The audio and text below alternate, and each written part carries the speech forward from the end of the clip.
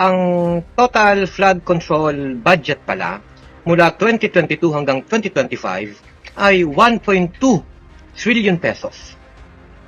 Napakalaking halaga, mga kababayan. Bakit hindi lagyan ng budget ang edukasyon?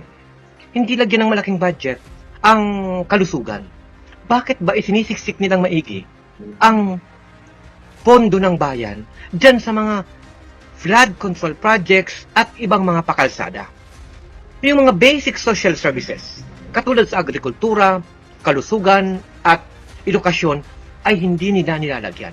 Dahil andyan ang pinakamalaking perang pwede nilang maibulsa. At ang siste, ang mga yudikabrang mga yan, ginagamit ang pera ng bayan para magpayaman sa tulong mismo ng mga proponent na kongresista o senador o kung sino mang politiko kasapakat.